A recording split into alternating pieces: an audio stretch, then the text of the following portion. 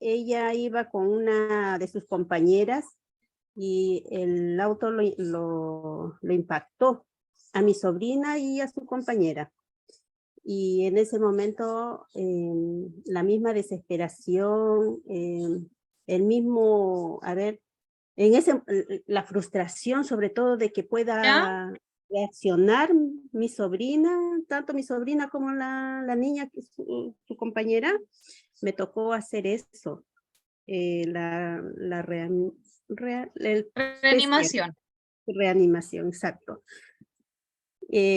La verdad, mi sobrina, cuando yo le hice en el auto, porque íbamos en el auto ahí para llevarla para llevarla al hospital, en el trayecto del camino me tocó hacerlo eso, reanimación. Y mi sobrina pudo reanimarse. Y la otra niña fue lamentable, no falleció. Y eso a mí me impactó demasiado, imagínense que eso me duró tanto como un mes, estuve como choqueada. ¿Por qué? Porque me sentía como culpable al no poder, que la niña no pudiera reaccionar. Entonces eso a mí me quedó así como pegado, La profesora, la verdad. imagen. Sí, la imagen, y lo vi a la niña que sangraba por la nariz, empezó a sangrar por la boca, y dije, fue mi culpa también, porque quizás yo lo aplasté demasiado, lo presioné demasiado, y eso, profesora, fue para mí frustrante.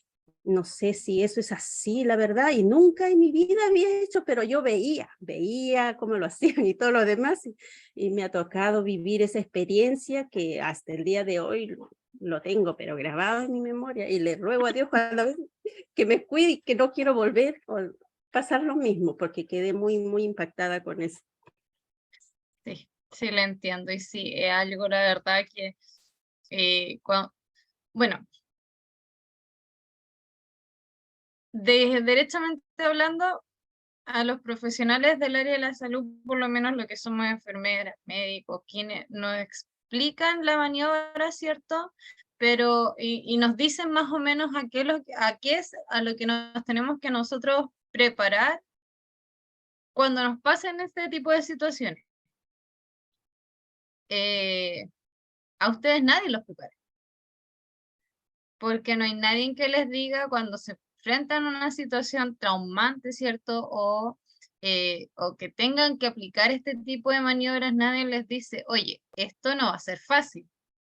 Esto que tú vas a ver aquí puede ser que veas mucha sangre, puede ser que te choques, que no sepas qué hacer. Y sí, es sumamente común. Y sí es algo traumante que, imagínense uno que es del área, se choquea la primera vez que nos toca hacer RCP, y es aún más traumante y frustrante como profesional cuando tu paciente, habiendo hecho todo lo que tú sabías, todo lo que tú tenías a tu alcance, habiendo ocupado todas las técnicas que te explicaron, aún así tu paciente fallece. Imagínense para ustedes que son, y entiendo por eso la frustración de la luz, eh, ella no le explicó a nadie. Imagínense a uno que le explican y que el paciente igual fallece. Esa sensación de frustración, yo la conozco y la entiendo. Y por eso que es importante el conocimiento de la maniobra y el manejo de las emociones cuando nos enfrentamos a una situación de emergencia. Algo que, si se recuerdan, lo vimos en la primera clase. Es algo que nosotros no podemos separar la parte física de la parte emocional, tenemos que tratarla en conjunto, pero nosotros como primeros auxiliadores tampoco podemos separar lo emocional de lo personal. Tenemos que trabajar y tratar de actuar con la mayor confianza posible en lo que nosotros sabemos, en lo que nosotros queremos hacer, y creer que es lo correcto y empoderarnos de eso. Eso a nosotros nos disminuye la sensación de frustración, porque en el caso, por ejemplo, de Luz, que nadie le explicó nada, ella actuó de la manera que ella creía correcta. Y su grado de satisfacción se alcanza en el hecho de que, por ejemplo, su sobrina sobrevivió, pero la amiga de su sobrina falleció. Entonces ahí tiene una contraparte. Pero recordemos que era la Luz sola la que estaba, en este caso, reanimando. A lo mejor si hubiese habido otra persona, una que se encargara ¿cuánto se llama? De su sobrina, y otra que se encargara de la amiga, a lo mejor la amiga también hubiese sobrevivido. Profesora, lo que pasa es que ahí nadie sabía nada. Por eso le digo.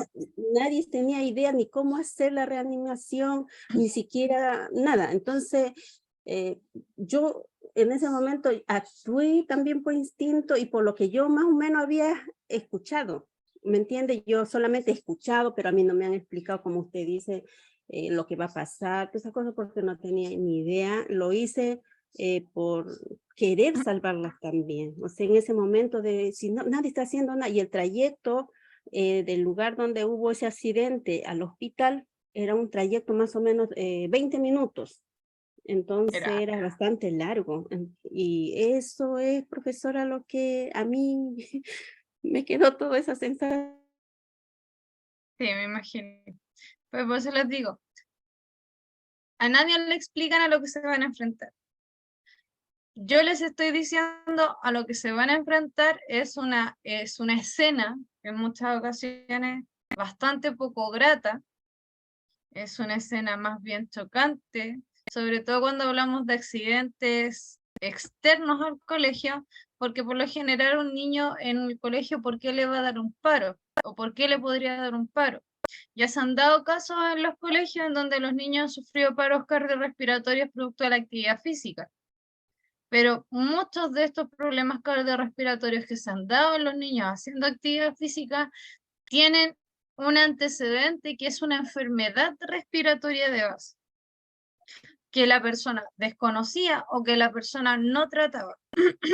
Entonces esas personas tienen mayor probabilidad de sufrir un paro cardiorrespiratorio, así como también los niños con obesidad mórbida o los niños con problemas de cuánto se llama, de diabetes, son todos esos, ustedes lo saben y yo creo que la mayoría se lo han dicho cuando han ido a médicos, todos esos son, y no solo en los médicos, sino que también ahora que recuerdo, en algún momento también hablaron de los factores predisponentes en la tele cuando hablamos de los problemas cardiovasculares a nivel Latinoamérica.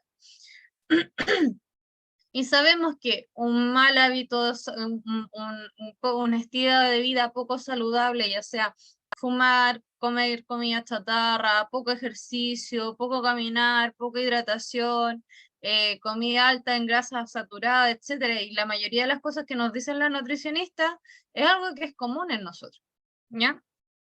Entonces son factores predisponentes para este tipo de situaciones y los niños no están alejados de ese riesgo, teniendo en cuenta que estuvieron, ¿cuánto? Prácticamente como 2 años en pandemia, sin actividad física, con muy mala alimentación. ¿Qué más podemos sumar? Que tienen un hábito de vida, un sedentarismo inculcado horrible, y la mayoría de los niños y adolescentes hoy en día tienen problemas de obesidad, tienen problemas de sobrepeso, y está ahora muy de moda, lamentablemente, la famosa diabetes juvenil. Entonces son cosas que se van sumando, ¿ya? Entonces, dentro del colegio a lo mejor la escena no es tan traumante, pero sí uno se choquea al ver al niño tirado en el suelo sin que responda, sin que no haga nada. Pero la diferencia va a ser en la calle cuando la persona esté en la situación de emergencia, sobre todo cuando tenemos accidentes automovilísticos, los paros cardiorrespiratorios son prácticamente la primera causa de muerte de las personas. Y eso sí es una escena muy, muy chocante y algo, digamos, traumante de superar, ¿ya? Y por eso mismo es que nosotros tenemos que tomar las recomendaciones de la AJA.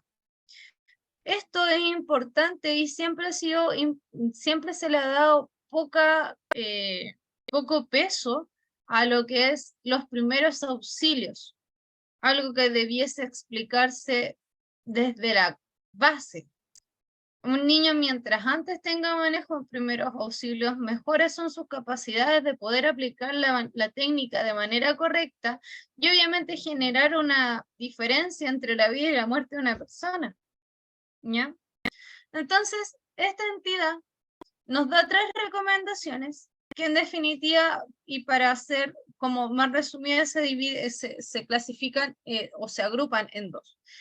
Estas 3 recomendaciones hablan de personas sin capacitación, de personas capacitadas y listas para actuar, y de personas capacitadas, pero, como en el caso de, creo que fue Carola, que dijo que hace mucho tiempo que no practicaba o hace mucho tiempo que no recordaba los contenidos, también hay entra.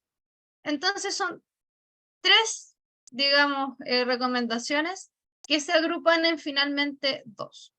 Tenemos las recomendaciones para las personas sin capacitación y personas con capacitación, pero que no practican hace mucho tiempo. La recomendación es la misma. ¿Cuál es? Si yo no he recibido capacitación en RCP, o en su defecto, si yo recibí la capacitación hace mucho tiempo y yo no me he actualizado en los conocimientos, lo que la AJA nos recomienda es que realicemos solamente compresiones ininterrumpidas en el pecho, en la zona del tórax.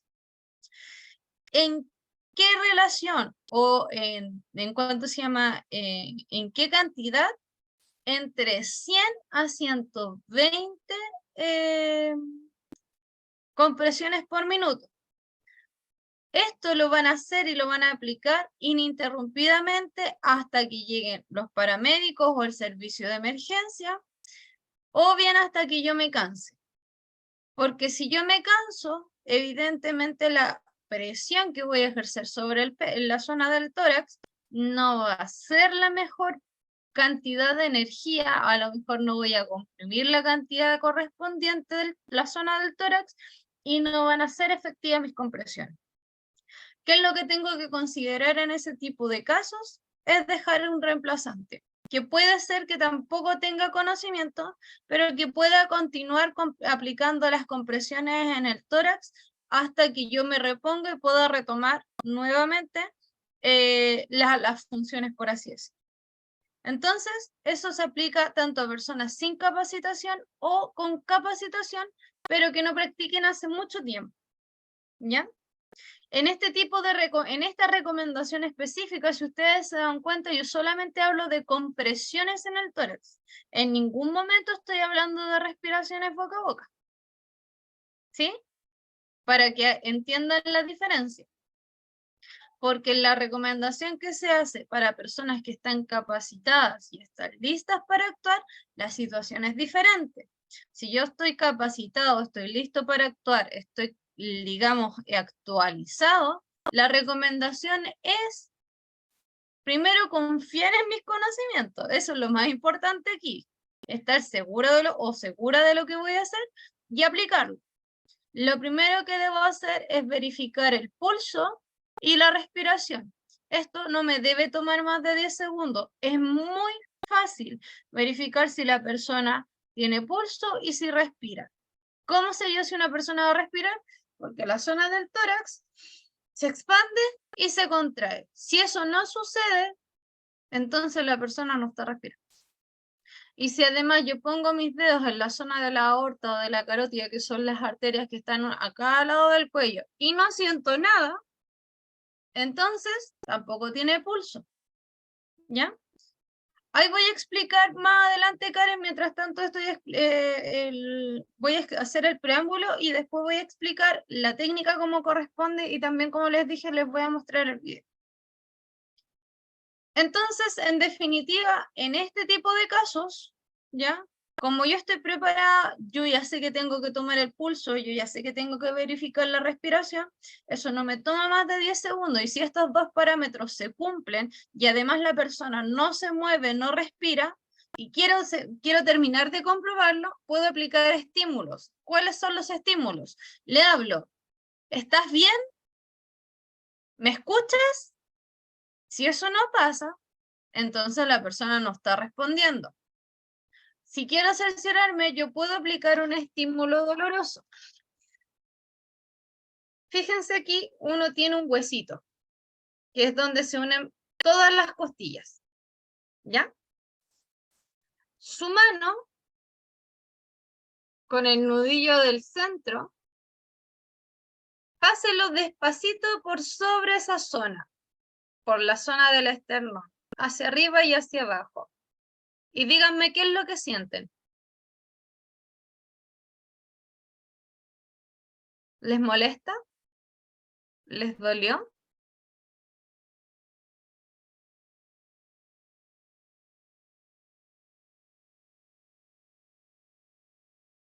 Molesta, ¿cierto? Y queda delicado, queda sensible. O sea, imagínense aplicar este mismo estímulo con más adrenalina, uno lo va a hacer más fuerte. Si una persona no responde a eso, difícilmente está, ¿cierto?, conectada con el medio, entonces la consideramos como una persona total y completamente inconsciente. ¿Ya? Entonces son diferentes estímulos que puedo aplicar. Si la persona no responde, entonces no está respirando, no se mueve y además no tiene pulso, está cumpliendo con todas las características de una persona en paro. En ese tipo de casos, ¿qué es lo que tengo que hacer? Y bueno, así como en paréntesis, recuerden que todo esto lo tienen que hacer en menos de 10 segundos y esto es muy rápido, ¿ya? Una vez comprobado que no responde, no tiene pulso y no respira, entonces debo comenzar a realizar las compresiones en la zona del pecho, en la zona del tórax, ¿ya? Si ustedes recuerdan, yo les hablé en una primera instancia para personas sin capacitación o desactualizadas, compresiones, les hablé de una cantidad de 100 a 120 compresiones por minuto, ininterrumpidas.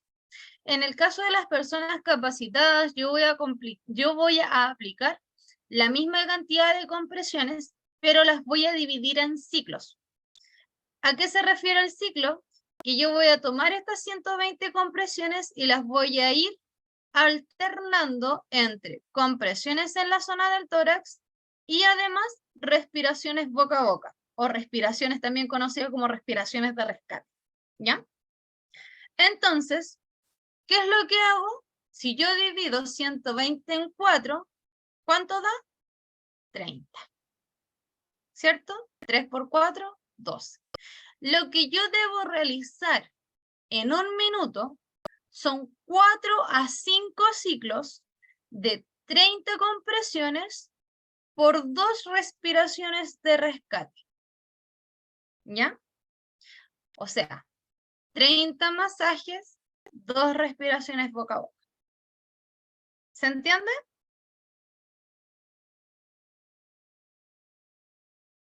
¿Sí? Entonces, siempre antes de comenzar la maniobra de RCP, ustedes tienen que verificar que la persona está en un entorno seguro, que no corra peligro ni ella, ni corra peligro yo. Está consciente, está inconsciente. Es uno de los primeros factores que nosotros podemos determinar para ver si la persona se mueve, responde o respira.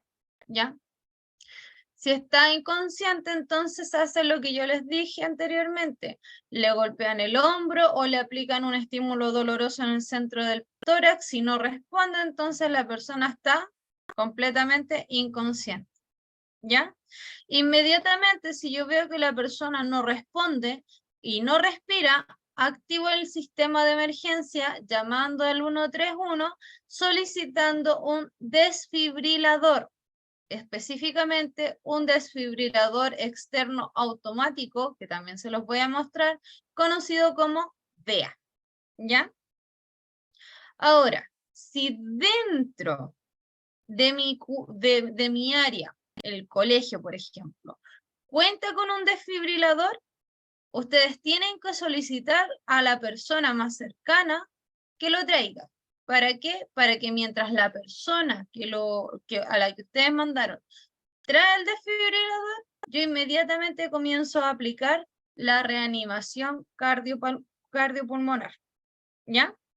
Apenas la persona me traiga el DEA, yo debo aplicarlo. ¿Ya?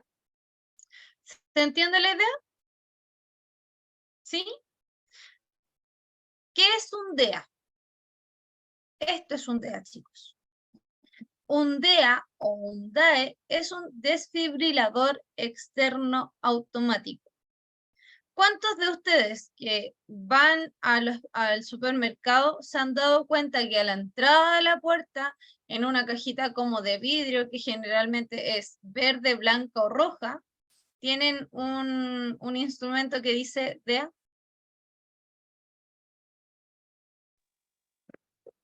Yo vi uno hace como 2 años en un colegio, me llamó la atención porque he visto muy pocos colegios en realidad. Y vi uno así, me acerqué a mirarlo todo, y la pregunta que yo me hice, bueno, tienen esto, pero ¿habrá alguna persona, dije yo, que lo sepa ocupar? Pensé que sí, pues me imagino que sí. Es que lo he visto muy poco en los colegios en realidad. Y ahí me llamó la atención porque tenían uno. De hecho, estos aparatitos se comenzaron a implementar a partir del año 2018 por una ley que impulsó el gobierno que se llama la Ley de Espacios Cardioprotegidos. Medio nombre. Pero la Ley de Espacios Cardioprotegidos habla de que toda entidad, edificio, etcétera, empresa, que cuente con cierta cantidad de metros cuadrados construidos o en su defecto, que cuente con X cantidad de personas dentro del recinto, deben tener entre 1, 2 o incluso 1 por piso de estos aparatos. ¿Ya? Y esto lo que hace es aplicar una descarga eléctrica.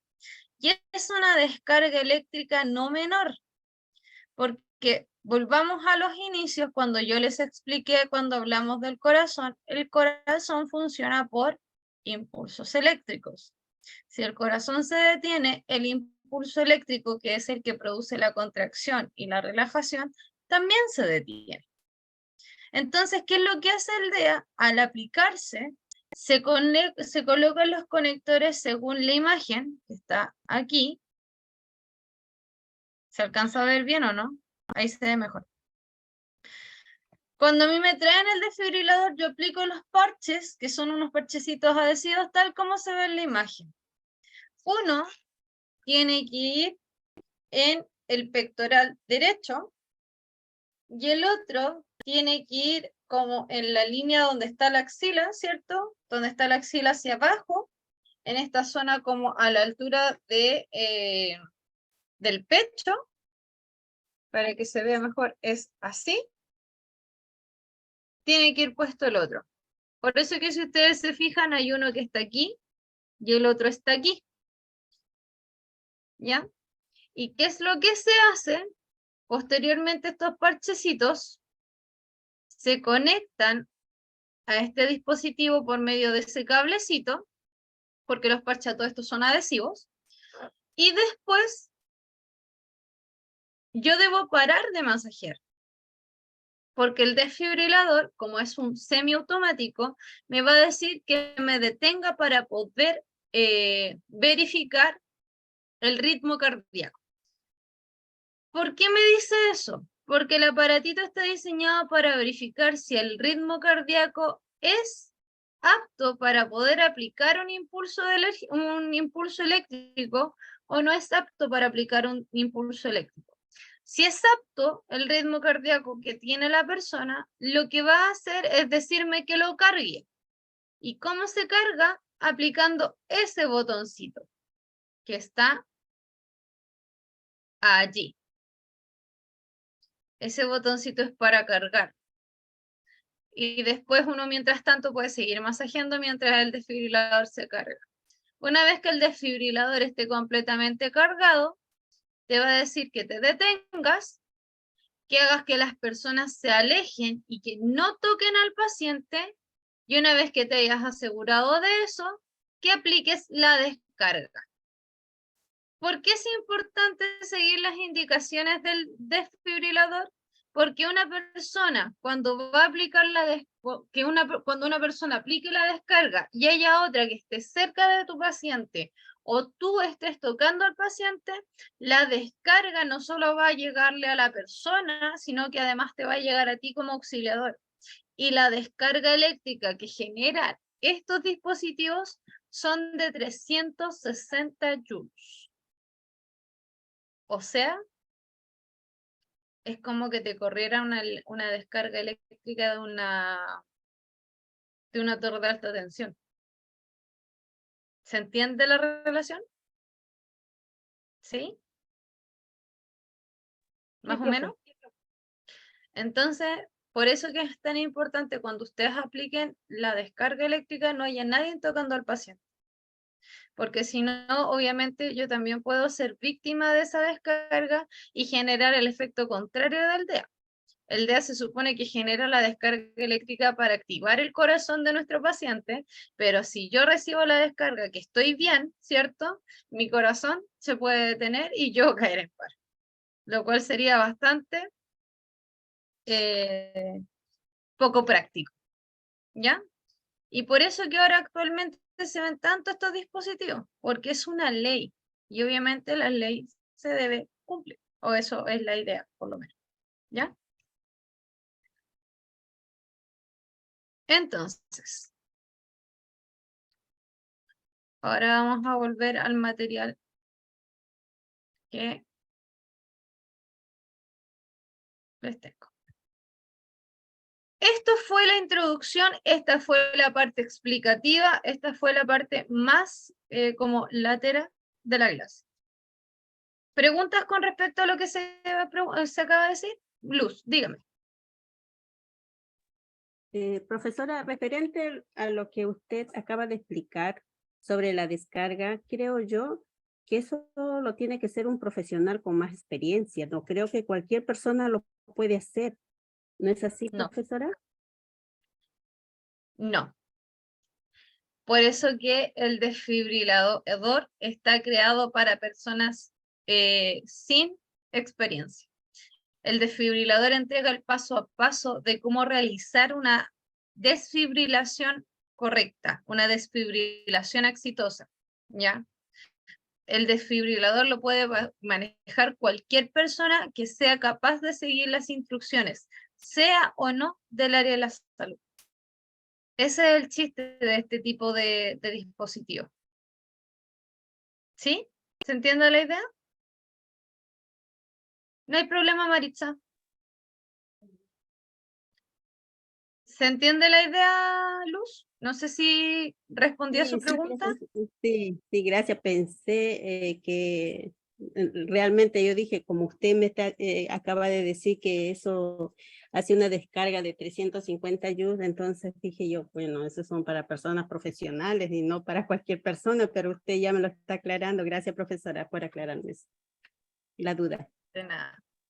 Sí, yo igual, claro, bueno, lo digo porque mi esposo trabaja con cosas eléctricas. Entonces me imaginé esa cantidad de electricidad De esa y potencia.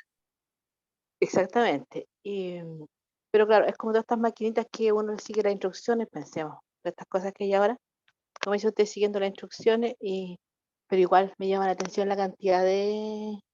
La cantidad de energía Sí, sí, me llama bastante en es realidad. Bueno, es importante.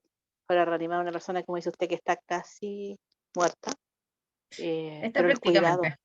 claro, sí, Pero es que por eso, el dispositivo es muy amigable con las personas porque es un paso a paso.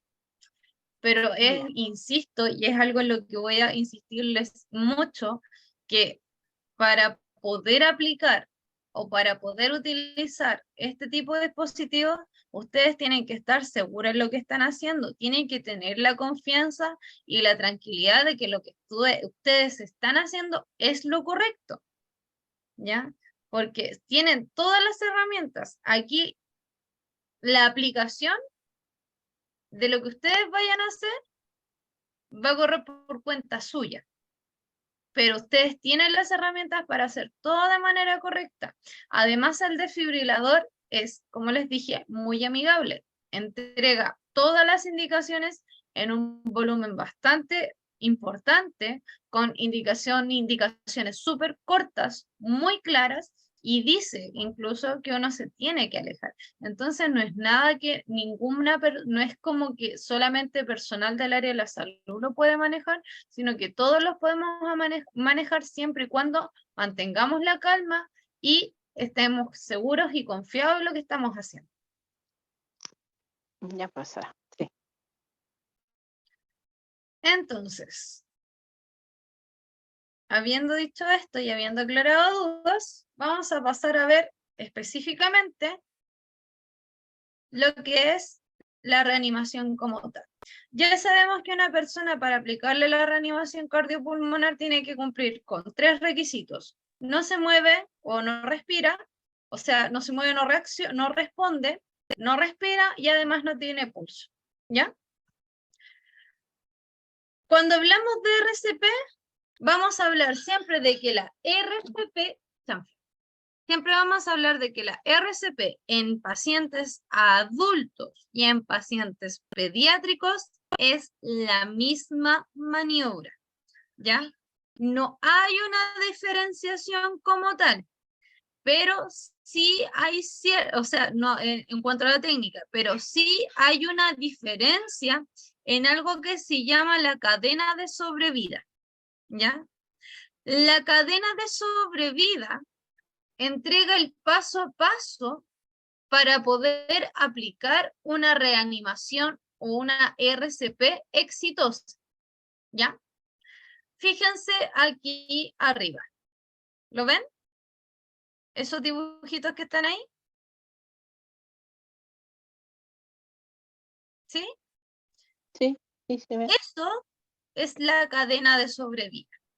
En la última actualización que se realizó en el año 2022, el año pasado, esto es importante, se agregó un eslabón más, ¿ya? Se agregó un dibujito más, y este dibujito, para que ustedes sepan que se agregó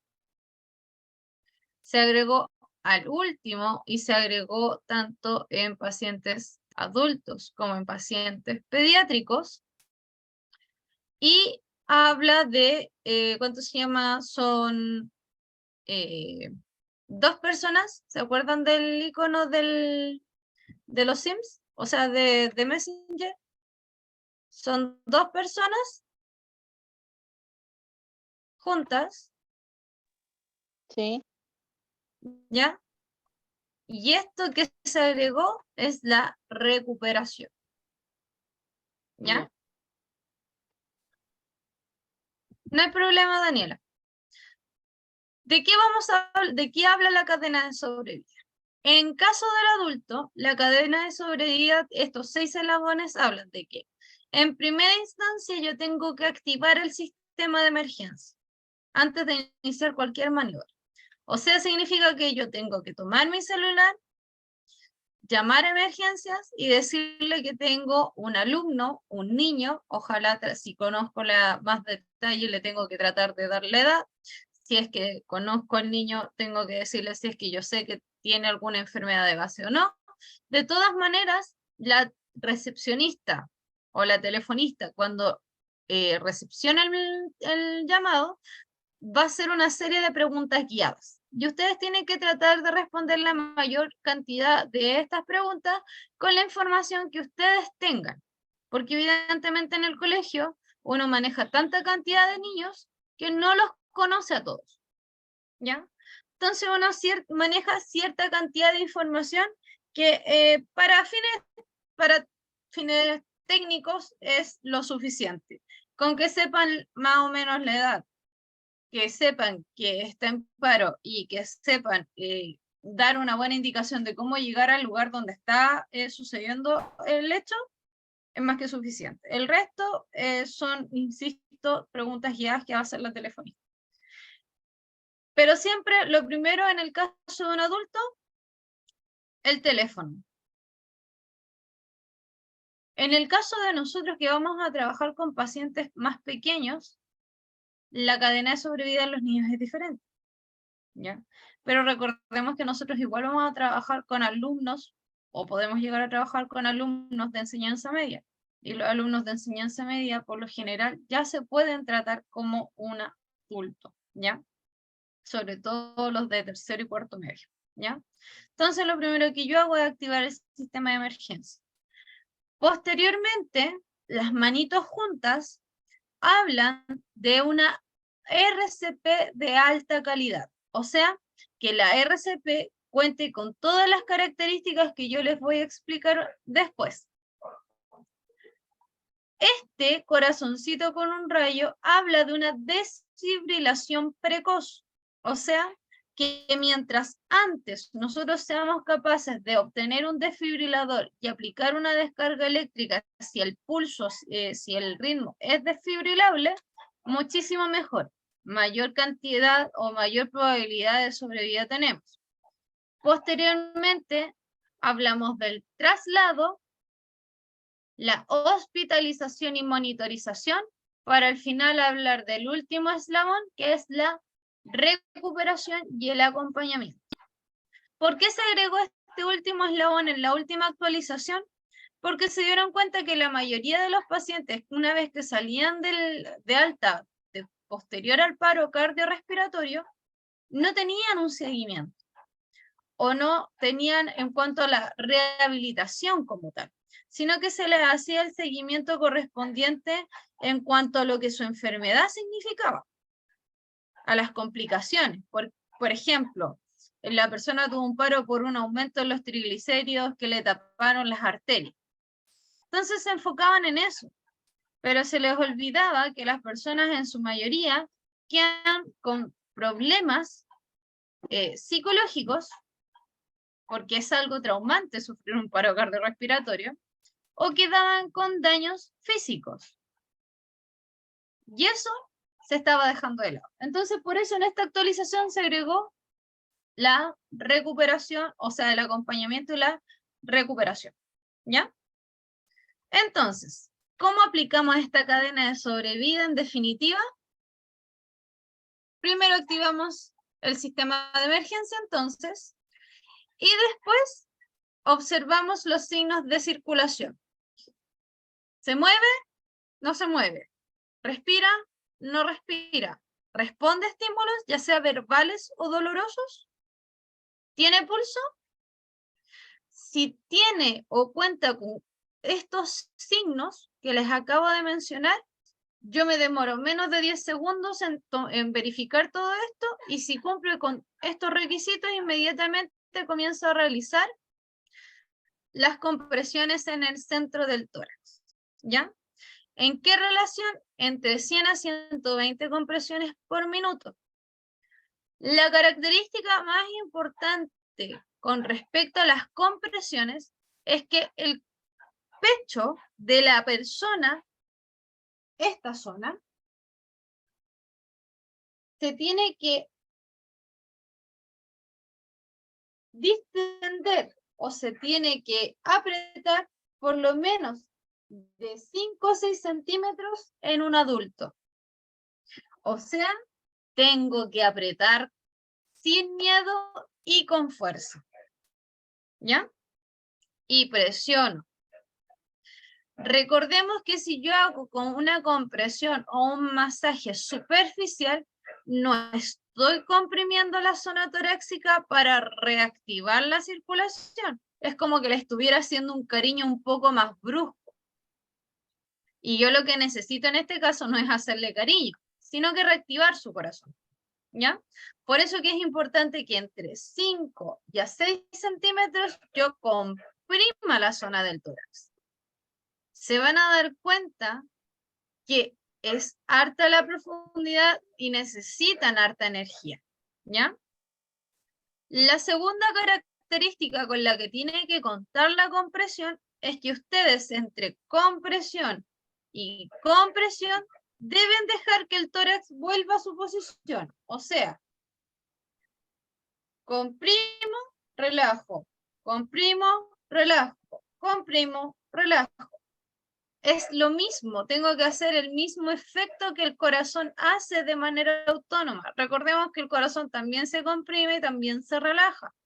Por eso que yo tengo que comprimir y después dejar que el tórax se expanda nuevamente, porque tiene que volver a su posición original, porque si no estaríamos comprimiendo constantemente, pero no estaríamos generando la relajación para activar la bomba cardíaca.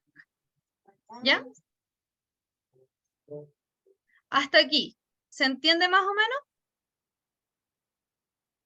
menos? Profesora, disculpe, ¿y a un niño, por ejemplo, de 5 años? Tranqui. Estamos hablando de adultos primero. Después vamos a pasar a hablar solo de niños. ¿Ya? Ay, ya, profesora. Pues eso, vamos por parte. Vamos por parte. Sí, vamos a explicar todo, pero vamos por parte. Expliquemos primero la técnica a nivel general, porque esta es la misma técnica que van a aplicar a los niños, pero me tengo que asegurar que lo entienden y lo comprenden, porque recordemos que ambas palabras tienen una significancia completamente diferente, ¿ya? Entonces, comprimo el tórax de 5 a 6 centímetros y dejo que se vuelva a expandir el tórax entre compresión y compresión. Aprieto, relajo, aprieto, relajo, ¿ya? Posteriormente, la posición de las manos es sumamente fundamental. Ustedes, cuando vayan a aplicar RCP, el RCP solo se aplica sobre superficies rígidas. ¿Qué es lo que se recomienda? Que si, por ejemplo, la persona, no sé, por ponerles un ejemplo solamente, cayó en paro, o usted ve que está cayendo en paro, y está sobre un sillón, o sobre una colchoneta, ustedes deben tomarlo o tomarla y dejarla en el suelo. Directamente en el suelo con posición boca arriba. Tal como se ve en la imagen. ¿Ya? Así. Así ustedes tienen que dejar a la persona. Boca arriba. ¿Ya? Es muy importante esto, chicos. Ustedes no pueden aplicar RCP sobre una superficie blanda. Porque pasa lo mismo que cuando uno se sienta en el sillón. Cuando, por ejemplo, se acuesta sobre la cama y alguien pasa por encima de uno, ¿qué pasa? Con el colchón específicamente. Se hunde. Se hunde. Exacto. Se hunde. Lo que significa entonces que no, tal como lo dice Nicole, que no se ejerce la presión correspondiente, sino que se absorbe por esta esponja o por estos resortes. En este caso yo necesito que la presión o que la energía no se absorba, sino que se transmita directamente a la persona, ¿ya? Por eso sí o sí tiene que ser sobre una superficie rígida. O bien, si no tienen una superficie rígida, deben colocarle algo rígido debajo de la espalda, específicamente la zona del tórax, ¿ya?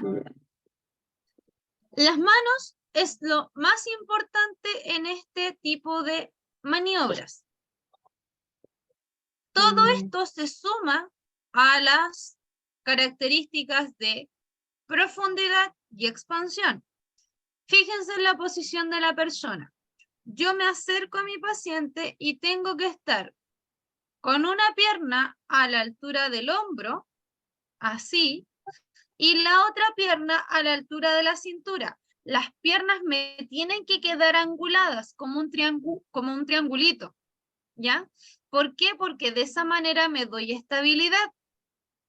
Además, tengo que estar lo más cerca de la persona, dejando un leve espacio que son como de 5 centímetros APP para poder adoptar esta posición, ¿ya? Y las manos, aquí vamos a hacer un ejercicio práctico. No es que me estén pelotando, chiquillos, pero es para que ustedes vean. Vamos a hacer lo mismo que hicimos para Hemlich. Ustedes tocan ¿cuánto se llama? La zona de su abdomen, ¿cierto? Llegan hasta la boca del estómago y presionan un poco más que la vez anterior. Se van a dar cuenta que justo en esta zona de aquí, ahí, tienen como un pequeño apéndice durito, ¿cierto? ¿Sí? Sí, Ya, sí. ese huesito es el final del esternón. La parte técnica dice que yo debo colocar mis manos a 4 dedos por sobre el apéndice sifoide, que es este. Ese es el nombre de ese huesito, apéndice sifoide. Entonces yo tomo la referencia del apéndice sifoide, pongo 4 dedos y significa que, si ustedes se fijan, justo aquí, yo debo situar las manos. ¿Se entiende? ¿Sí? Sí, profesora. Ya. Si no es así, la otra forma es menos técnica y tiene que considerar gravedad, sobre todo en el caso de hombres y mujeres, y en cuanto a la edad se refiere. La otra forma dice que uno se hace una línea imaginaria tomando referencia el centro del tórax y la línea que se hace de los pezones. ¿Entienden a lo que me refiero con gravedad y edad? ¿Sí? Porque tienen que tomar de referencia los pezones. Por lo tanto, tienen que considerar si en un adulto mayor eso es viable, ¿ya? Si no es viable, evidentemente tienen que utilizar la forma técnica, ¿ya? Y eso, sí, yo también lo dudo, pero esos son formas y formas. Por ejemplo, en su caso, como estamos hablando de adolescentes, sí es más viable, pero en un adulto mayor, ¿cierto? Si les llega a pasar, no lo es tanto, ¿ya? Entonces toman la línea imaginaria que se hace entre el esternón y la línea de los pezones y ahí sitúan también sus manos. La posición varía por APP como 1 centímetro entre entre la forma técnica y la forma práctica, pero de ambas formas sirve igual. La cosa es que tiene que estar lo más cercana a la zona original posible. Y allí sitúan sus manos.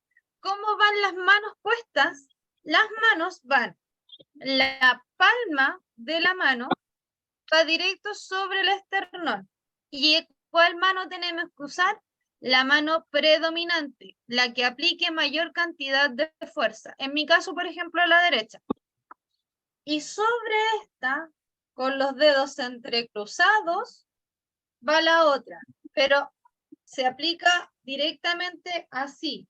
La palma de la mano sobre el esternón y la mano encima. La idea de esta posición es que esta mano me dé la firmeza. Y quedo así. ¿Se ve? ¿Se entiende? Sí, profe. Perdón. Bien. ¿Cuánto entusiasmo, Carla? Es que estoy Entonces, trabajando y escuchando la clase. 10 de 10, Carla, muy bien. Entonces, esa es la posición. ¿Y cuál es la otra característica que tienen que tener con los brazos? Que los brazos van siempre estirados. No pueden ir flectados ni semiflectados, sino que estirados, completamente. ¿Ya? Última característica, la zona de la cadera. Los brazos van rectos, por lo tanto, ¿cómo yo me tengo que apoyar para poder hacer la presión? Tengo que utilizar directamente la zona de la cadera como una pseudo bisagra. Es la cadera, cuando yo adopto esta posición, la que voy a tirar un poquito hacia la parte, hacia allá, hacia afuera, ¿ya? Y esto es lo que yo voy a utilizar para subir y bajar, ¿ya? el impulso va siempre desde la zona del cuerpo, la zona del mi tórax, es lo que voy a ocupar para realizar el impulso, subir y bajar, no los brazos. Los brazos siempre deben mantenerlos rectos, siempre rectos. De esa forma aplico una buena compresión y aplico una buena técnica de RCP. Esto fue la parte teórica. ¿Se entiende? ¿Sí o no? Si no, tenemos que empezar de nuevo. Sí, profesora, sí se entiende. Ya. Está clarito. Se entiende, se entiende. Muy bien. Bien Entonces, explicado. cuando yo puedo dejar de comprimir, tengo solo 3 opciones para yo dejar de comprimir el tórax a una persona. Porque llega personal calificado que evidentemente yo debo hacerme a un lado para que ellos abrirles paso y que ellos comiencen a aplicar la técnica porque están más entrenados, etc. Y lo segundo es que la persona se recupere. Si la persona se recupera, yo lo debo colocar en la posición lateral de seguridad, o sea, recostado hacia la zona del lado, para verificar que la persona reaccione de mejor manera, prevenir que si vomita vaya a broncoaspirar, ¿cierto? Y también tener un mejor visual de la zona del tórax y la zona del cuello para acceder al pulso, porque puede ser que, si bien es cierto, se recupera, pero por ese motivo vuelva a recaer, ¿ya? Y si vuelve a recaer, entonces lo puedo volver a colocar de boca ¿cuánto se llama? De boca hacia arriba, ¿cierto? Y volver a reiniciar la maniobra de RCP. Es mucho más fácil. Y la tercera instancia tiene un pequeño paréntesis, pero también se considera como una razón para dejar de comprimir, y es que yo me canso. Porque evidentemente si yo me canso, no estoy aplicando la cantidad de energía necesaria. Y eso significa que no estoy apretando el corazón, no estoy aplicando un buen masaje, y en este caso yo debo salir, ¿cierto?, para poder recuperarme. ¿Y cuál es el paréntesis? Que yo tengo que solicitarle a alguien que idealmente siga realizando el masaje, aunque sea el masaje, solo el masaje cardíaco conmigo, por mí, ¿ya? ¿Por qué? Porque evidentemente si yo estoy cansado no voy a estar aplicando la maniobra correcta. Si yo paro y no hay nadie que me reemplace, yo todo lo que hice durante todo el tiempo que estuve comprimiendo y masajeando no va a servir de nada. ¿Por qué? Porque no va a haber nadie que continúe con mi tarea. Entonces, en ese caso, yo tengo que tratar de solicitarle a alguien para yo poder descansar, que tome mi lugar y que aplique, aunque sea solo, la maniobra de masaje cardíaco, ¿ya? Para aplicar la respiración boca a boca, yo tengo que abrir la zona del mentón y dejar la nariz en posición de olfateo hacia arriba, o sea, así. ¿Cómo puedo realizar eso? Con la maniobra frente-mentón. ¿De qué habla la maniobra frente-mentón? Que yo coloco mi mano en la frente y con la otra tomo el mentón, o sea, aquí, y subo. Eso evidentemente lo voy a poder hacer siempre y cuando no sospeche de que la persona tenga algún problema de carácter cervical o de en la columna vertebral, porque si no, lo que puedo hacer es una tracción. ¿Y qué significa eso? Que voy a tomar la mandíbula y la voy a tirar hacia adelante para poder abrir la vía aérea. Una vez que he aplicado la técnica, entonces maniobra frente, mentón, abro, verifico que no haya nada dentro y aplico las respiraciones de rescate. En el caso de un adulto, yo debo apretar la zona de la nariz, ¿ya? Toda la parte blandita, ¿ya? Aprieto la parte blandita, abro la boca y mi boca debe quedar en sello con toda la zona de sus labios, así.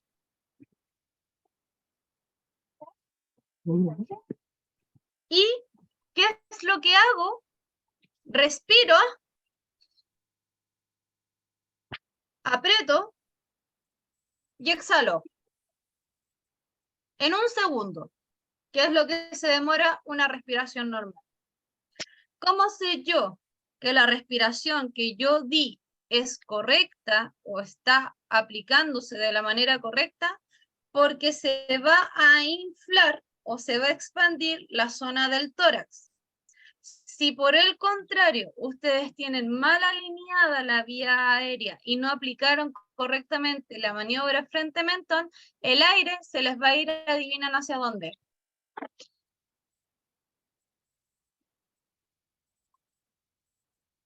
¿A dónde se puede ir el aire?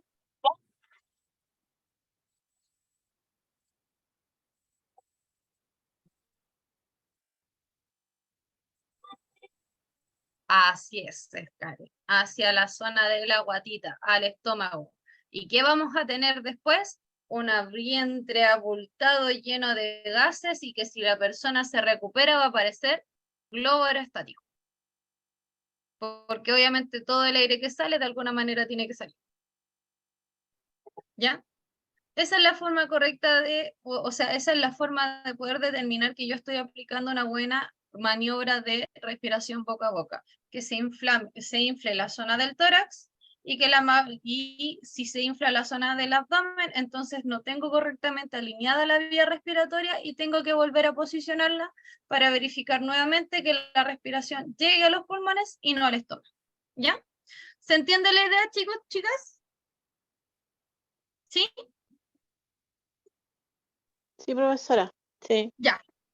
Chicos, vamos a ir hoy día a 10 minutos de recreo, son las 8:15, vamos a ir a un recreo hasta las 8:25, y a lo que volvamos terminamos con la RCP pediátrica y voy a mostrarles los videos para que puedan comprender mejor la maniobra. ¿Ya? 8:25 nos vemos.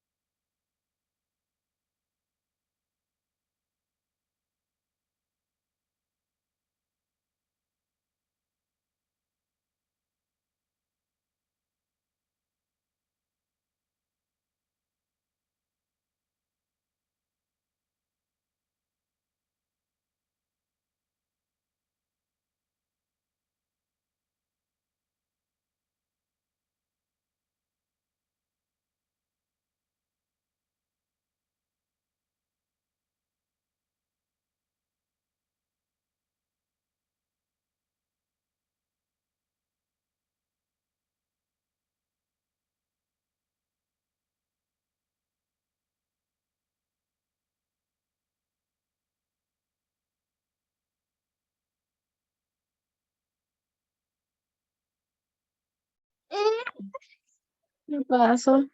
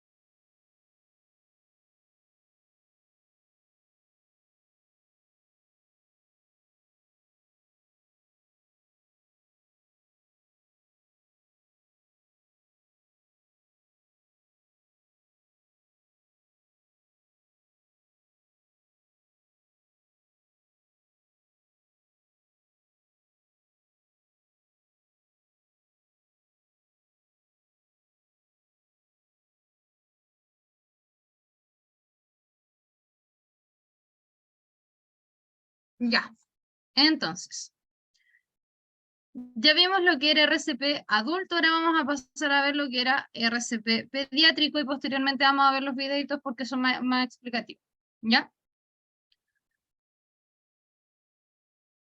Entonces, en lo que es el RCP pediátrico, recuerden que también a en la cadena de sobrevida, tienen que agregarle el último eslabón que es la recuperación y el acompañamiento de la rehabilitación, ¿ya? Hacemos exactamente lo mismo, buscamos signos de circulación, se mueve, tose, respira, responde a estímulos verbales o dolorosos. Si no lo hace, recuerden que nos toma menos de 10 segundos e inmediatamente comenzamos a realizar la maniobra de RCP si no encontramos ninguno de esos signos, ¿ya? ¿Dónde y cómo hacemos el RCP en el caso de niños? En el caso de los niños vamos a dividirlos en dos grupos. En los niños menores de 1 año se realiza el RCP en el centro del tórax, hacen una línea con los pezones del bebé, porque aquí sí se puede, hacen una línea imaginaria, toman de referencia los pezones y justo en el centro donde se hace el punto de unión, colocan 2 dedos. Y son 2 dedos en el centro del tórax. ¿Y cuánto es lo que deben comprimir? 4 centímetros. Y presionan y relajan. Presionan y relajan. ¿Ya? La respiración boca a boca, en el caso de los niños, como su cara es más pequeña, tienen que considerar que abarque su boca, quede un sello en todo lo que es la nariz y la boca, completa. Todo esto queda dentro. Nariz y boca, sello. ¿Ya? Y deben hacer lo mismo. Inhalan y exhalan la respiración directamente en la vía respiratoria, aplicando la misma maniobra de frente mentón, boca abierta, haciendo el sello para que el aire ingrese hacia la zona de los pulmones y no hacia la zona del abdomen. ¿Ya? Y en el caso de los niños mayores de 1 año y hasta 8, que ya son como relativamente más grandecitos, se puede realizar con 1 o 2 manos, dependiendo de la contextura del niño, ¿cierto? Y la profundidad es de 5 centímetros, muy similar a la del adulto. ¿Ya? ¿Por qué digo 1 o 2 manos? Porque obviamente vamos a tener niños más gorditos, más flaquitos, etcétera, y eso es ahí donde nosotros tenemos que aplicar criterio, ¿ya? Dato curioso. Si yo tengo un paciente de menos de 1 año en paro y me cuesta mucho hacerle el RCP con los 2 dedos, yo puedo aplicar el RCP con los pulgares. ¿Cómo? Así. Espérenme, voy a sacarle el filtro visual igual que ayer para que me puedan ver.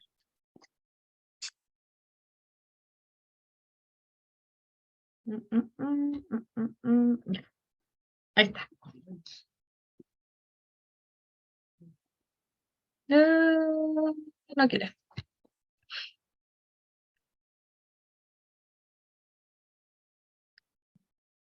Ahí está. En el centro del tórax, donde deberíamos aplicar con los 2 dedos, ¿sí? En ese caso lo hacemos con los 2 dedos pulgares y las manos atrás, pero siempre pensando que tengo que estar sobre algo rígido. 1, 2, 3, 4, 5, 6, 7, 8, 9, 10, 20, 30. ¿Ya? Como estamos hablando de ciclos de compresiones, tengo que ser capaz de hacer 30 compresiones por 2 respiraciones. O sea, 1, 2, 3, 4, 5, 6, 7. La forma correcta para poder contar, la forma técnica es 1001, 1002, 1003, 1004, 1005, 1006, 1007, 1008, 1009, 1010, 1001, 1002, 1003, 1004, 1005, 1006, 1007, 1008, 1009, 1010, 1001, 1002, 1003, 1004, 1005, 1006, 1007, 1008, 1009, 1010. 20, ahí tenemos las 30. Y después las respiraciones son 1, 2, y reinicio. 1001, 1002, 1003, 1004. Esa es la forma técnica. ¿Ya? ¿Hay otra forma de poder llevar el ritmo de las compresiones? Sí. ¿Cómo? Con música. ¿Ya? ¿Cuántos de ustedes conocen ¿cómo se llama? A los Bee Gees? ¿De los que están conectados? Sí, conocido. ¿Sí? Sí, lo he escuchado. Sí. ¿Se escucha? Perdón, profe, ¿cuál fue la pregunta? Que no la escuché, que estaba justo cobrando. La canción de los Bee Gees. Díganme ustedes si escuchan.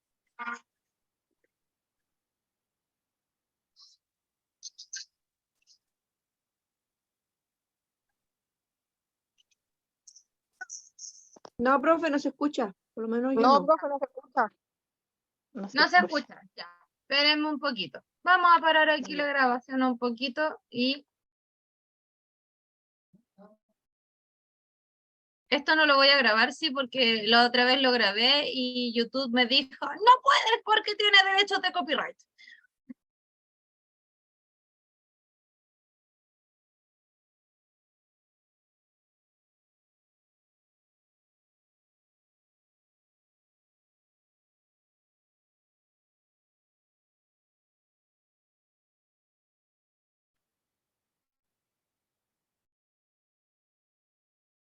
Voy a ponerle pausa antes de empezar. Sí, profesora. Sí, Buena metodología.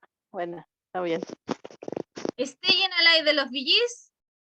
Y bueno, sí, insisto, si quieren algo así como más actualizado, Pueden buscar en esta plataforma una montonera de canciones como el Baby Shark, que es una canción bastante...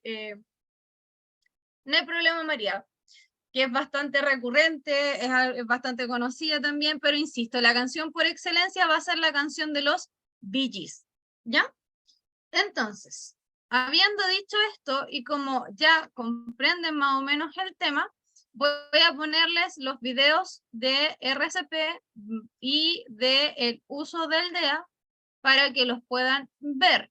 Ya, la idea de que nosotros veamos, de que utilicemos estos videos, es en estricto rigor que ustedes sean capaces de ver de manera más lúdica y comprender de manera más lúdica lo que yo ya les acabo de explicar y tener un respaldo de lo que yo les estoy diciendo, ¿ya?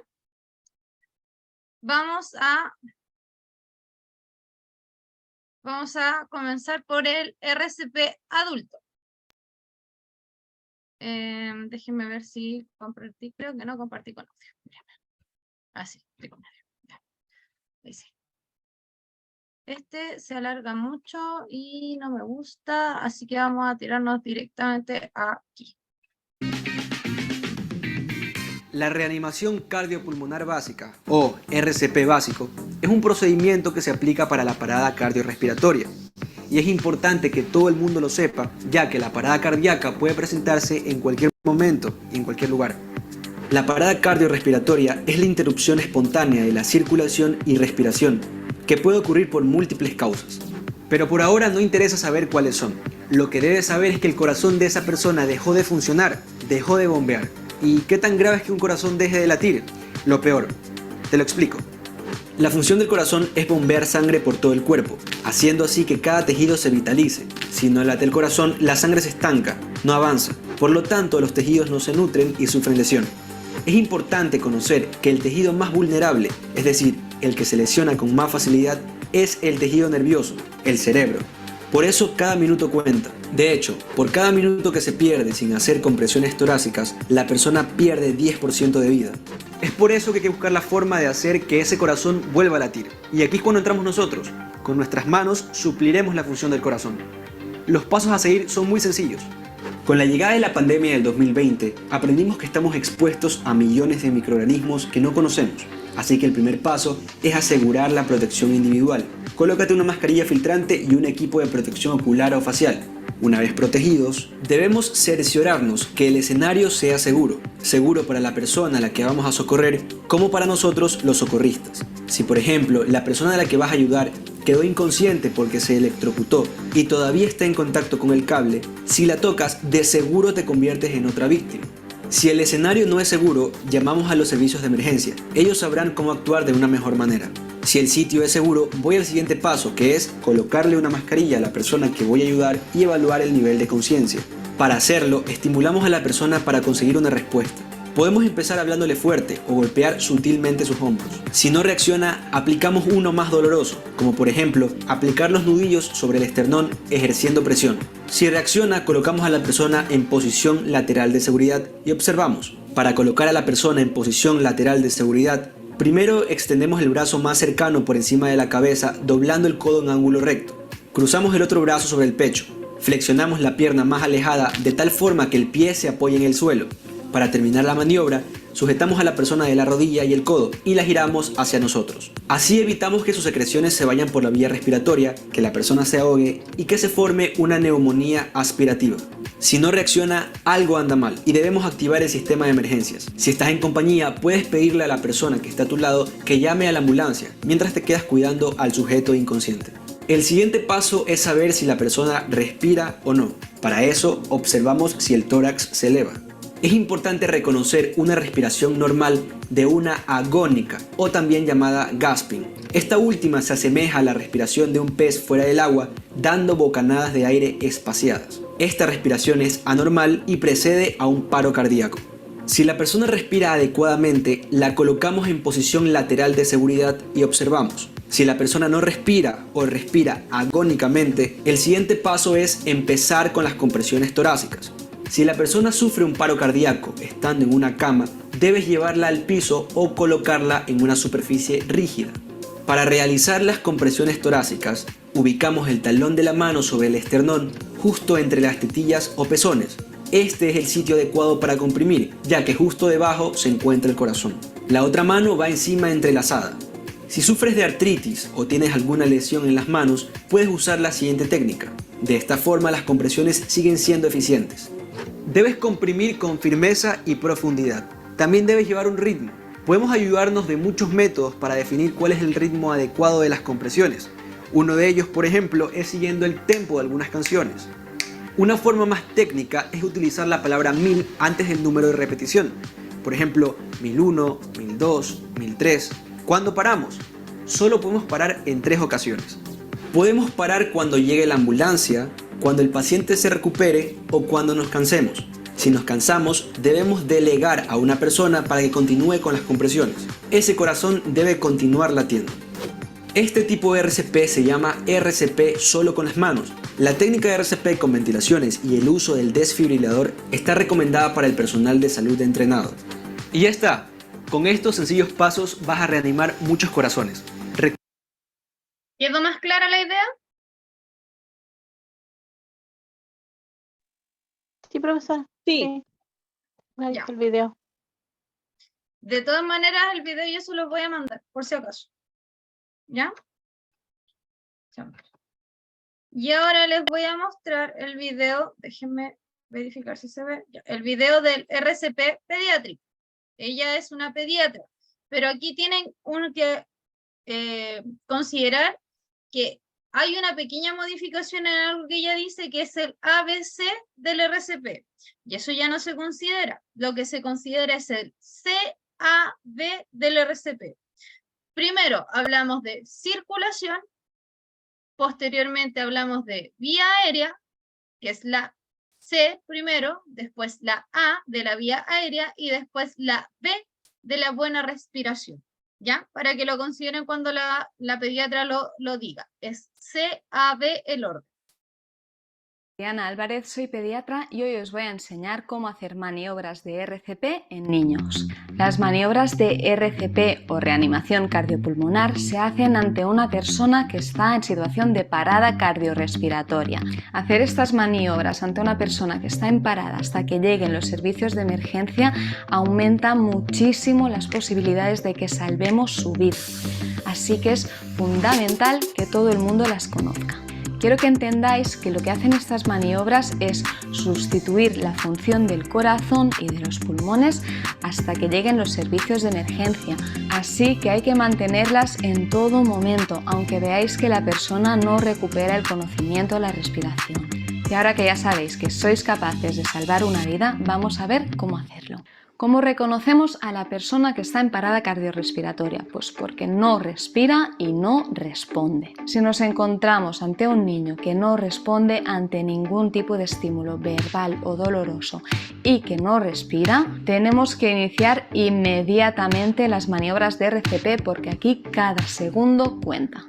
Antes de ver la secuencia ABC, que son las maniobras en sí, vamos a ver los pasos previos, que son igual de importantes y que no nos los podemos saltar. Primero de todo, asegurar que estamos en un entorno seguro. Solo en caso de que no sea así, moveríamos al niño, si no, lo dejamos donde está. Número 2, vamos a comprobar si responde. Lo llamamos en voz alta, le pellizcamos, intentamos hacer un poco de daño para ver si responde al dolor.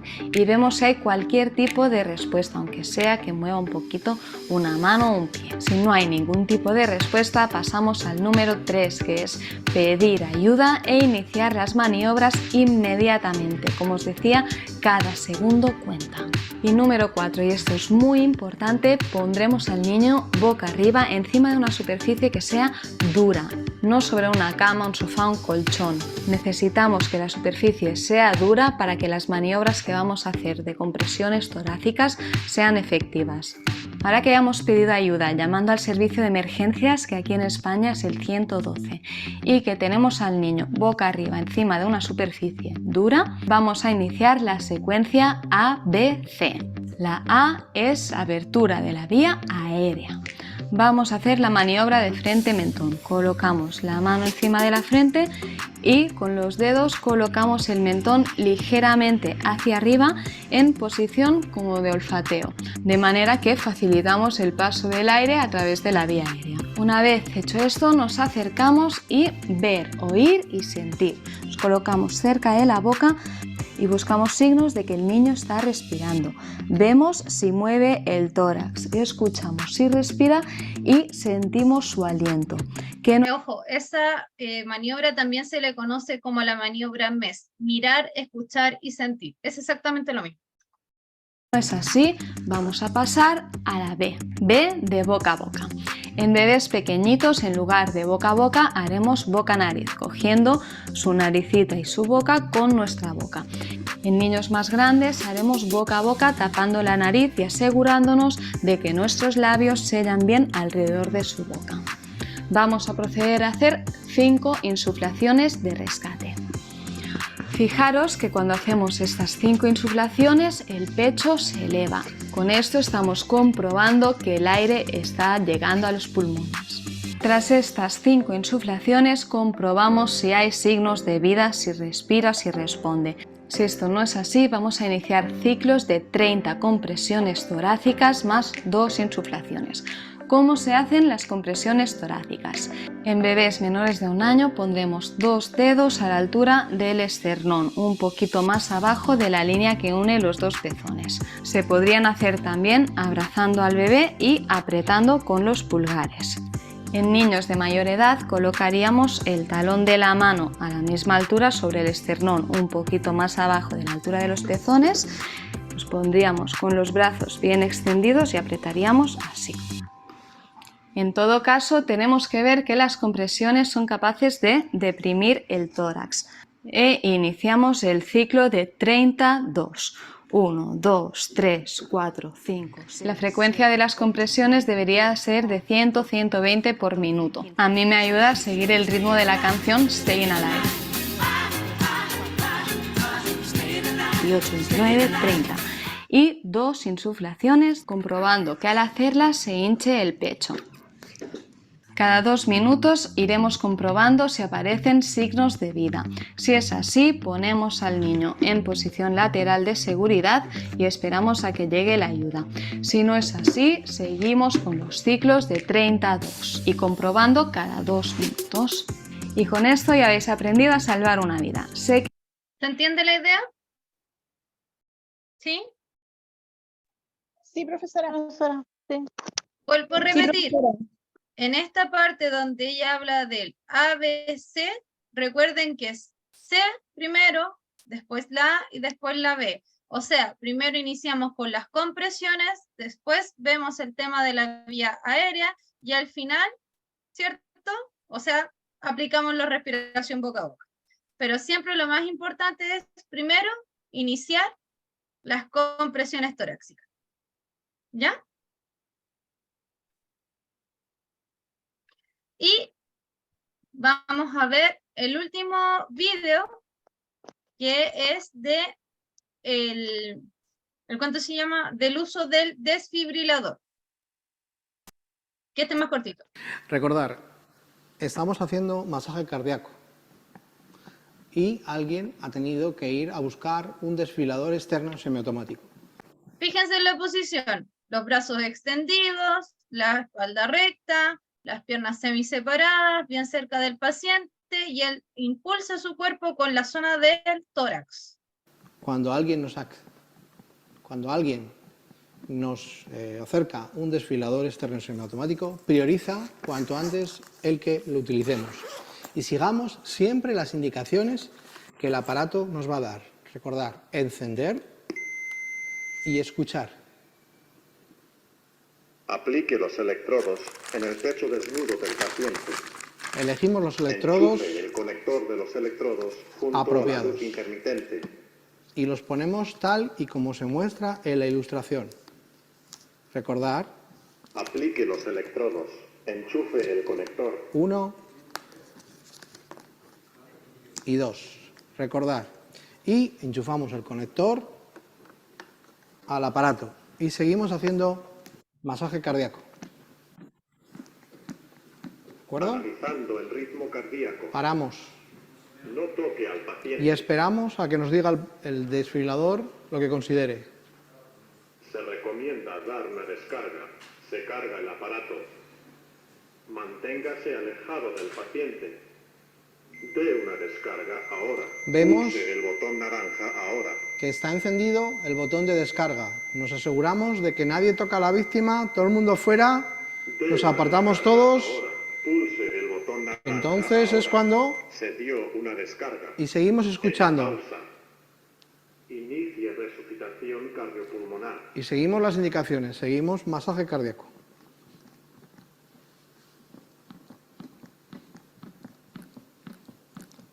Así seguiremos hasta que el DEA, el desfibrilador, vuelva a indicar o no descarga. Esto ocurrirá pasados 2 minutos. ¿Se entiende la idea? Sí, súper clarito. ¿Se dan cuenta por qué les digo que el desfibrilador lo puede utilizar cualquier persona? Porque en realidad es un paso a paso, o sea, te dice claramente lo que tienes que hacer, cómo lo tienes que hacer y cuándo lo tienes que hacer. ¿Ya? Entonces, vamos a ver lo último que nos falta, que es el botiquín de primeros auxilios, que es cortito, es rápido, no nos vamos a demorar mucho y con eso estaríamos terminando por hoy día y estarían terminando también el curso de primeros auxilios. Denme un segundo, les comparto pantalla enseguida.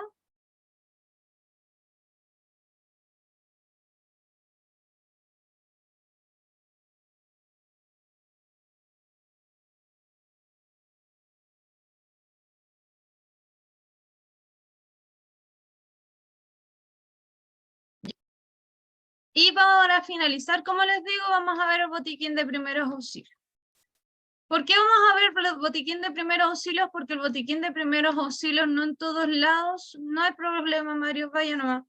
El botiquín de primeros auxilios en todos lados se aplica de manera diferente, pero tiene que cumplir con ciertas características y ciertas normas. Estas normas hablan de cómo tiene que ser el botiquín. Tiene que ser un mueble idealmente o un bolso con llave impermeable que no permita el paso del agua. Tiene que estar siempre en un lugar visible y de fácil acceso, fuera del alcance de niños y niñas más pequeños, o sea, estamos hablando de niños de 4 o 5 años, no debiesen tener acceso al botiquín. Todos los elementos tienen que estar rotulados con fecha de apertura, ¿ya? Porque el alcohol, por ejemplo, que nosotros utilizamos para desinfección, dura cuando se abre un máximo de 6 meses, porque ya después de eso pierde su grado alcohólico y ya no genera la misma desinfección, ¿ya? Las fechas de vencimiento de los medicamentos que se utilicen, como por ejemplo el alcohol, deben revisarse constantemente, ¿ya? Porque esto una vez que se vencen se tiene que eliminar porque puede ser peligroso su uso. Y evidentemente el contenido de un botiquín va a variar entre uno y otro si es un botiquín de casa o si es un botiquín de, digamos, de una empresa. El botiquín de casa, yo voy a tener los medicamentos que me quedaron de la última consulta urgencia, voy a tener medicamentos para el dolor de cabeza, que para la diarrea, etcétera, etcétera, mientras que en el botiquín de mi lugar de trabajo va posiblemente a tener apósitos, gasas, vendas, cosas más básicas para poder realizar curaciones y casi nada de medicamentos porque en los colegios no se pueden dar medicamentos. Entonces, las características principales del botiquín debe ser resistente, de plástico o de una tela resistente como tal, impermeable, que no permite el paso del agua, ya sea tener un gancho para poder colgarlo, o bien que esté empotrado a la pared, pero en un lugar visible. Tiene que tener todos los elementos, tiene que estar completamente identificado, ya sea con una cruz roja, ya sea que diga botiquín de primeros auxilios, pero tiene que estar identificado y visible, tiene que estar ordenado, en un lado tienen que tener los apósitos, las vendas, las gasas, en otro las telas adhesivas, en otro los elementos de desinfección, y en otro lado todo lo que se vaya a utilizar como pinzas, tijeras, que son más, ¿cuánto se llama? Son más herramientas para realizar el tema de las curaciones, ¿ya? Dentro de lo posible tiene que estar sin llave y fuera del alcance, vuelvo a repetir, de niños pequeños, ¿ya? Pero ojo, cuando el niño ya sea capaz de discernir, uno tiene que ser capaz de acercarles el botiquín y explicarles lo que contiene para que lo puedan verificar y que ellos mismos sean también capaces de poder reaccionar en caso de emergencia. Muchas y muchos son papás o mamás solteros y solamente viven con sus hijos. Entonces, si sus hijos no tienen el conocimiento, ¿quién los va a auxiliar a ustedes? A ustedes les pasa. Por eso que es importante a los niños inculcarles el tema de primer auxilio desde pequeños, desde que sean capaces de entender y de comprender una orden, ¿ya? ¿Qué elementos en general debería tener un botiquín de primeros auxilios? Un termómetro digital con sus respectivas pilas, apósitos adhesivos o parches curita, apósitos estériles que vienen en bolsita de diferentes tamaños para poder utilizarlos en diferentes situaciones, ya sea una herida más grande, una herida más pequeña, o como apósitos para controlar una hemorragia en caso de vendas adhesivas, o sea, vendas ya sea de gasa o vendas de estas elásticas para realizar inmovilizaciones, tela adhesiva, guantes desechables de diferentes tallas, porque recordemos que no vamos a ser los únicos que vamos a utilizar el botiquín, tijeras punta roma por si hay que cortar la prenda o la ropa de algún estudiante, ¿cierto? No podemos utilizar tijeras con punta porque estas pueden dañar la piel. Pinzas, si es para poder realizar curaciones en caso de que yo no tenga guante y así no toco directamente la piel de la persona. Toallitas limpiadoras sin alcohol en caso de no tener una fuente de agua limpia. Las toallitas sin alcohol, por ejemplo, las tipo toallitas húmedas que se utilizan en los bebés, me sirven, ¿ya? Las mantas, las bolsas impermeables, linternas, silbato, siempre pensando en algún tipo de desastre natural, y suero fisiológico idealmente en ampollas desechables. ¿Por qué? Porque si yo compro el matraz grande de litro, una vez que yo lo abra, no lo puedo reutilizar ni guardar porque ese suero viene estéril. Y si yo lo abro y después lo guardo, ya no va a estar estéril. Y puede ser muy riesgoso. ¿Qué otros elementos además puede contener?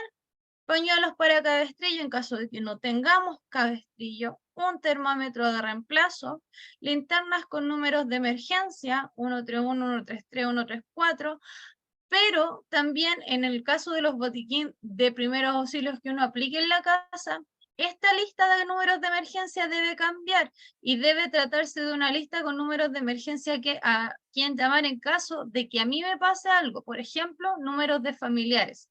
Mi pareja, mi marido, mi mamá, mi papá, etc. ¿Ya? La linterna de repuesto con sus respectivas pilas y un lápiz y una libreta en caso de que me suceda algo y no me pueda comunicar. Por último, puede escribir en caso de que tenga acceso, ¿ya? Ahora, con respecto a los termómetros digitales, tienen que tener la consideración que son súper susceptibles a la luz, al calor, al lugar donde se toma la temperatura, porque como les expliqué anteriormente, utilizan la refracción de calor. Si tienen acceso a un termómetro de mercurio, igual tienen que tener la consideración después de que si el termómetro se les rompe, tienen que hacer toda una parafernalia, incluso avisarle a bomberos que se les rompió para poder hacer una desintoxicación del lugar. Como bien verán, lo que es botiquín de primeros auxilios es bastante básico y bastante corto. ¿Ya? ¿Dudas, consultas, preguntas? Profesora, yo quería consultar algo. Es Dígame. sobre el tema del suero que se utiliza, porque hay unos que son pequeñitos. Ese mismo es el que se recomienda. Sí, pero de repente hay personas que, por ejemplo, mi mamá, ella lo utiliza, pero ella utiliza un poquito nomás, y lo otro lo guarda y lo va utilizando así. No se puede, corazón. Ah, ya, para yo igual decirle a ella que no se puede. Cuando Ya. nosotros abrimos la ampolla del suero, ya sea el suero chiquitito de 20 o de 10 ml, o abrimos el matraz grande de 500 ml, ya inmediatamente eso estamos hablando de material contaminado, que se abre y después ya no se puede volver a utilizar, no se debería volver a utilizar, porque ya no está estéril. El líquido que viene en esas ampollas y en esos matraces están estériles. Entonces, si yo lo guardo, independiente de lo que lo guardo en el refrigerador o tapado, etcétera, pero ya no cumple la misma función. ¿Ya? Ah, ya, ok. Muchas gracias, profesora.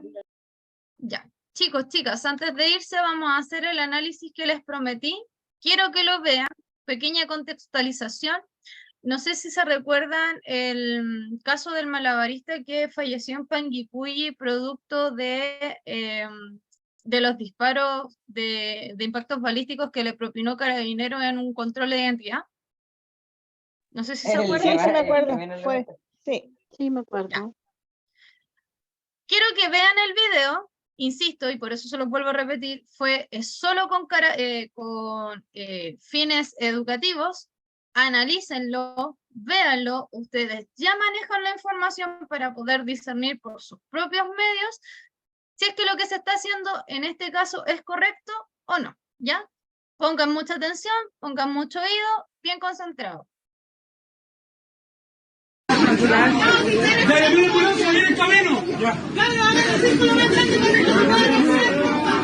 ¡Abran espacio! Oye,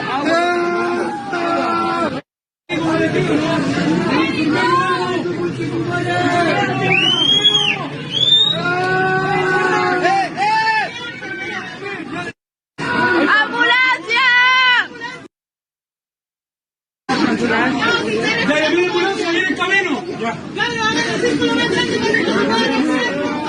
¡Abran espacio! oye, ¡Ambulancia!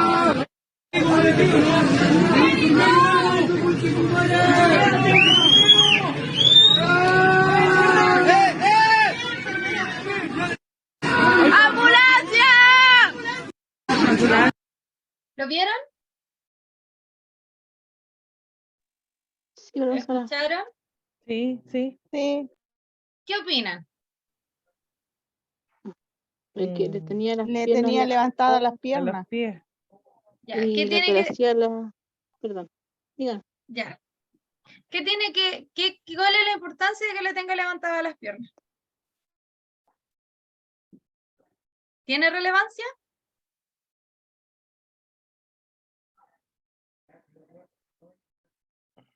No, ¿cierto? No, ¿Por qué en no este tiene? caso no. Exacto. ¿Por qué no era necesario levantarle las piernas?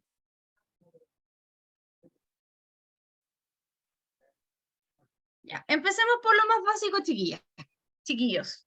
No sé si queda algún chiquillo, pero empecemos por lo más básico. Dijimos que tenía impactos balísticos en la zona del tórax. Si tiene sangre saliendo de su pecho, ¿será necesario hacer que la sangre refluya hacia la zona del tórax levantándole las piernas?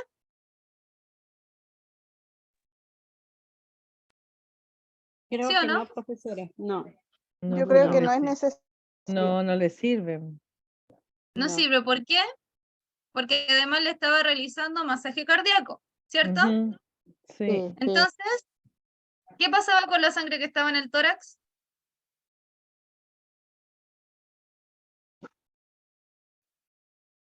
O sea, si está saliendo, está bombeando más sangre para que siga saliendo más. Exactamente. Salía por las zonas donde tenían los impactos balísticos. Segundo punto. Bueno, tercero. ¿Escucharon? ¿Pusieron atención a los sonidos? Yo me ¿Escucharon gritos? imaginé que él estaba gritando. Como que ¿Qué él pasa, estaba Carol? gritando. Ya. Carole, ¿qué pasa si yo le digo que usted está en lo correcto y que la persona que estaba gritando era él? No Yo- procede el masaje cardíaco. Exacto. No No, procede yo creo que porque debería No de- porque está procede, po. consciente. Masaje. Habla, se mueve, y si grita, tiene respiración. Claro. Entonces, ¿era necesario el RCP? No, No. No. Además ¿Qué que se está pésimo Eh. porque la niña se movía ella. Se movía Exacto. entera, se movía Pero entera lo que yo, le estaba haciendo. Yo me imagino que si había un impacto balístico, hubiese tenido que hacer una compresión para que detener un poco la Exacto, sangre. exacto, eso mismo voy a decir. Exactamente. ¿Qué es lo que se debió haber hecho de manera correcta en este caso? Tal como le dijo Carola, y tal como lo están diciendo la mayoría, compresión, Compresión. aprieto. ¿Qué significa, chicos, chicas? Control de hemorragias. Dato curioso con respecto a este caso, la misma chica que lo estaba auxiliando, que si ustedes escucharon y me duele en el alma decir que en algún momento dijeron que era enfermera, después dijeron que era estudiante de enfermería, después era TENS y después nadie la volvió a ver más. Listo, Melissa, no hay problema. La chica en una entrevista dijo que ella había hecho las compresiones hasta que el chico dejó de responder. O sea, literalmente masajeó hasta que el niño o hasta que este chico literalmente se murió. Claro. Si analizaron ustedes el video y ya tienen el contexto, ¿qué es lo más probable que hubiese pasado si se hubiese hecho compresión y si se hubiese hecho control de hemorragia? Hubiese quedado vivo. Quedó vivo, no recuerdo. ¿O Este falleció? chico no quedó vivo, este chico falleció. Falleció. se hubiera Sí. salvado. Sí, falleció. Falleció producto supuestamente de las, de cuánto se llama, de los impactos balísticos. Pero ustedes viendo el mal manejo que hubo pre-hospitalario, ¿consideran que efectivamente si se hubiese hecho algo bien, hubiese fallecido? No. No, No. yo creo No. que no. Absolutamente no.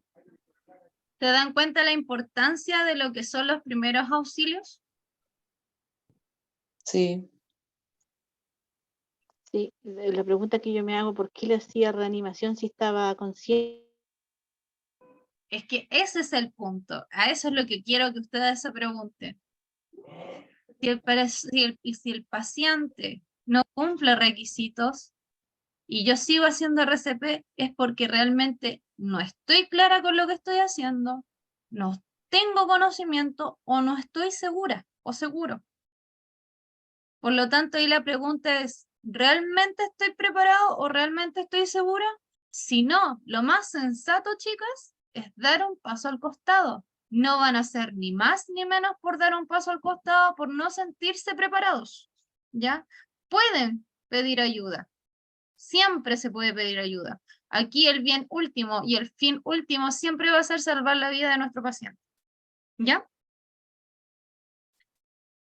Primero es ver cuál es la situación. Primero es conocer la situación, primero, tal como dice Caro, es estar seguro de mis conocimientos, de mi manejo y de lo que yo quiero hacer. ¿Ya? Mis estimadas, mis estimados, espero que les haya gustado la clase, espero que hayan aprendido, espero que esto les entreguen a ustedes las herramientas necesarias para el día de mañana si se enfrentan a una situación de cualquiera de las que les presenté durante el curso, estén seguros y seguras de cómo actuar, de lo que tienen que hacer y de lo que necesitan hacer. Tienen las herramientas, ahora lo que tienen que tener es la seguridad y la confianza en ustedes para poder actuar de forma correcta, rápida y segura. ¿Ya?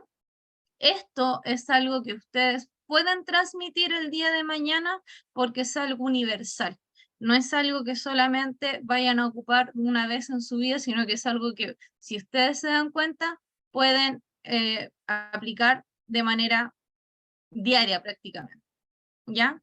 Enséñenle a sus niños a hacer primeros auxilios. Las técnicas de primeros auxilios básicas hacen una diferencia súper grande entre la vida y la muerte de una persona.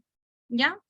Las felicito por llegar hasta acá, chicas, chicos. Les queda muy poquito. Vamos a pasar la lista y con eso estaríamos terminando. Entonces, nos vamos con Bárbara Acevedo. Nancy Arancibia. Profe, perdón que le diga, pero ya me voy a tener que salir, perdón. ¿Nombre? Carla Calderón, profe. Listo, Carla, vaya nomás. Gracias. De nada. Nancy Arancibia. Marcela Aravena. Presente, profesora. Profesora, ¿me puede dar un segundo, por favor? Dígame. Bueno, a nivel personal, quisiera agradecerles las clases, fueron demasiado interesantes, tal vez no participé en preguntarle nada, pero me iba en escucharla y tomar atención para poder rendir una buena evaluación. Muchas gracias. Qué bueno que Eso. les gustó y qué bueno que aprendió. Sí, Espero que les sí, sirva. ojalá Dios quiera que sea así. Gracias, profesora, que esté muy bien, Gracias a usted, Marcela, que tenga buen día. igual usted. Pilar Castillo. Maritza Chávez. María Curifil. Presente, profesora. Gladys Escalona. Alejandra Gil. Elena González. Mónica González. Presente, profesora. Andrea Herrera. Presente, profesora. Jimena Huencho. Bernarda Martínez. Olinda Mejía. Presente, profesora. Alejandra Mococaín. Presente, profesora. Otilia Muñoz. Presente, profe. Karen Muñoz. Presente, profe. Araceli Núñez. Carola Oliva. Presente, profe, gracias. Gracias a usted, Carola. Rocío Orrego. Presente, profesora. Marcia Ollarzo. Marcia Ollarzo. Gabriela Palencia. Edith Rivera. Presente, Gabriela, profe. Ya, Gabriela. Edith. Presente. Melissa Rojas.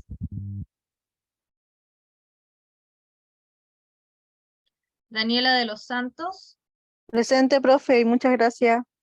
Gracias a usted, Daniela. Miriam Suárez. Presente, profesora. Nicole Torres. Presente. Rosa Torres. Presente, profesora, y muchas gracias por todo. Gracias a usted, Rosa. Lorena Triviño. Jocelyn Vega. Presente, profesora. Mario Venegas. Alexandra Verdugo. Mis estimados, mis estimadas, la prueba se va a subir mañana, cosa que tengan para poder repasar. Entonces la prueba va a ser de jueves para viernes, van a tener 24 horas y los resultados los voy a estar subiendo a la plataforma el día lunes y les voy a mandar cualquier duda, cualquier consulta que tengan o algo que no les quede claro con la prueba, me pueden hablar. Idealmente durante el día, ya saben que yo les respondo y ahí les saco de sus dudas, ¿ya? Eso, chicas, chicos, buenas noches, un gustazo y sigan que todavía que les queda muy poquito, ¿ya? Gracias, Eso. profe, igualmente a usted. Muchas Chao, gracias, chao. profesora. Gracias, profesora.